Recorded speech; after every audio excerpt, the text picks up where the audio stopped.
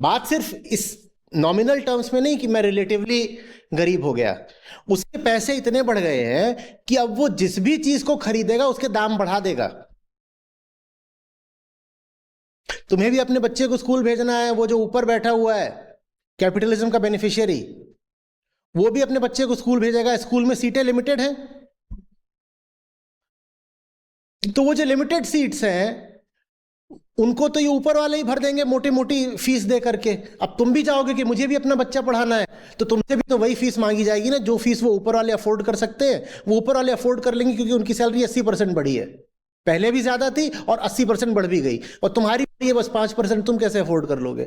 जिसके पास ज्यादा पैसा आ रहा है वो हर चीज के प्राइसेस बढ़ा रहा है, चाहे वो होटल के रूम हो, चाहे वो लैंड के प्राइसेस हो, चाहे वो स्कूलों के फीस हो, वो हर चीज के, चाहे वो हॉस्पिटल के चार्जेस, हर चीज के प्राइसेस बढ़ा रहा है और तुम्हें और गरीब कर रहा है।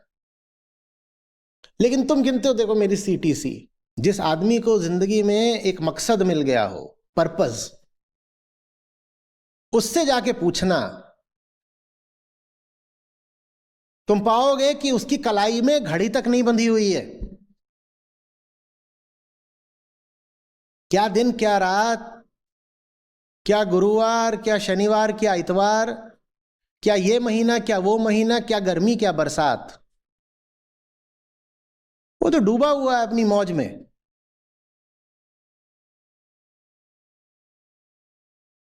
गलती उस एम्प्लॉय की नहीं है, गलती उस व्यवस्था की है जो दिल पर नहीं आंकड़ों पर चलती है। तुम छोटे थे, तुमको कहा गया कि नंबर ले आ दो, नंबर एक आंकड़ा है। फिर तुमसे कहा गया कि बोर्ड में नंबर ले आ दो, वो भी एक आंकड़ा है। फिर तुमसे कहा गया एंट्रेंस एग्जाम में एक रैंक ले आ दो, वो रैंक भी एक आंकड़ा है। फिर तुमसे कहा गया कॉलेज में एक सीजीपीए ले आ दो, सीजीपीए भी एक आंकड़ा है।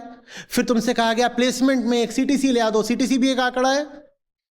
उसके बाद कुछ लोग एंटरप्रेन्योर बन जाते हैं, तो उनसे कहा जाता है तुम आईपीओ ले आ दो, और वो आईपीओ भी एक आंकड़ा है। दिल तो कहीं है ही नहीं, आंकड़े हैं, आंकड़ों के पीछे आंकड़े खेल रहे हो, आंकड़ों का खेल। तो फिर जो वर्क आवर्स हैं वो भी एक आंकड़ा ही है। तो बस ये आंकड़ों के पीछे लड़े रहो, इसमें जिंदगी कहीं नहीं है, इसमें प्यार कहीं नहीं है।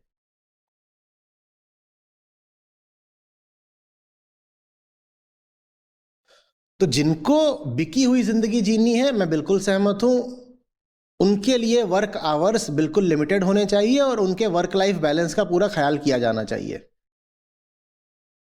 लेकिन मैं साथ ही ये भी पूछ रहा हूं कि आंकड़ों पैसों के पीछे, सुविधाओं के पीछे बिकी हुई जिंदगी जीना जरूरी है क्या?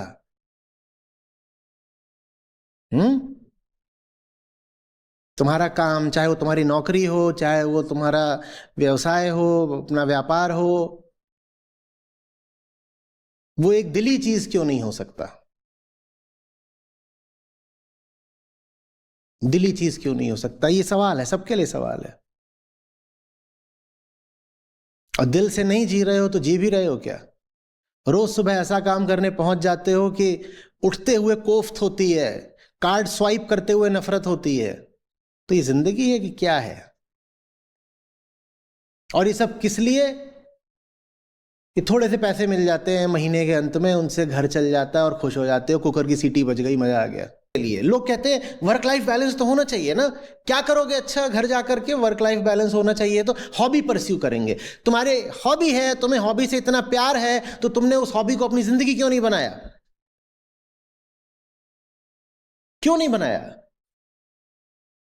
तुम कहते हो नहीं, मैं घर जाकर के क्वालिटी टाइम स्पेंड करूंगा अपने बीवी बच्चों के साथ। तुम क्वालिटी इंडिविजुअल ही नहीं हो, तुम क्वालिटी टाइम कैसे स्पेंड करो किसी के साथ?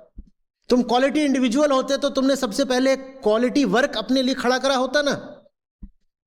तुम आदमी ही ऐसे हो जिसने अपने आप को बेच रखा है अपनी नौकरी में, सीटीसी के चक्कर में। ये बिका हुआ आदमी घर में क्या क्वालिटी टाइम स्पेंड करेगा? ये तो अपने बच्चों को भी बस बिकना सिखा देगा। और मैं इस आदमी की सेहत के लिए बिल्कुल कह रहा हूं कि भाई इससे ज्यादा काम मत कराओ। अधिक से अधिक 40 घंटे इससे हफ्ते में काम कराना, नहीं तो ये पागल हो जाएगा। मुझे तो बहुत दया है इस पे, मैं तो इससे और कम काम कराऊं। मैं जिनको देखता हूं कि उन्हें अपने काम से प्यार नहीं है, मैं उनको सजा ये देता हूं कि उनका काम कम कर देता हूं, क्योंकि उनको काम देना उन पर अत्याचार है। मैं कैसे किसी पे अत्याचार करूं? काम मैं उसको देता हूं जिसको काम से प्यार हो। और ये बड़ी अजीब बात है, इसको काम से प्यार होता है, मैं कहता हूं और कर और कर और कर। प्यार तो अनंत होता है, तू और कर। और जिसका मुझे दिखता है कि नाक बहुत सिकोड़ रहा है, ज्यादा हो गया, ये नहीं करूंगा वो नहीं करूंगा, हो नहीं रहा है, मतलब छट, काम कम करो, छटा। और एक बात और बताऊं, ये मत सोचना कि ये सीईओ लोग जो कह रहे हैं कि और काम करो और काम करो, इन्हें अपने काम से बहुत प्यार है इसलिए कह रहे हैं और काम करो। ना ना ना ना ना। अभी तो जो एम्प्लॉय की तरफ से तो हमने बोला कि वो तो बेचारा बस आता है पैसे के लिए करने, तो वो यही कहेगा कि घंटे कम करो मेरे। पर जो सीईओ और जो ओनर्स होते हैं जो बोलते हैं कि घंटे बढ़ाओ, वो भी घंटे इसलिए बढ़ाने को नहीं बोल रहे कि वो उन्हें बहुत प्यार है काम से, वो घंटे बढ़ाने को इसलिए बोल रहे हैं क्योंकि आम एम्प्लॉय की तुलना में वो 300 400 800 गुना सैलरी उठाते हैं। जब इतनी सैलरी लोगे तो बिकना भी तो और पूरा ही पड़ेगा ना। जो तुमको इतना दे रहा है वो इसलिए थोड़ी दे रहा है कि फ्री में तुम ऐश करो। जो तुम्हें इतने पैसे देगा, जो एवरेज सीईओ कॉम्पेंसेशन है वो 300:1 है भारत में, और कुछ कुछ कंपनियों में 1000:1 से भी वो आगे का है।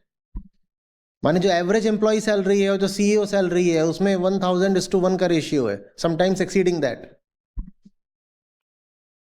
तो जो इतने पैसे लेगा वो तो करेगा ही काम। तो वो क्या बता रहा है कि मैं बहुत काम करता हूं, तू इतने काम नहीं करेगा तो तुझे बोर्ड लात मार के निकाल देगा।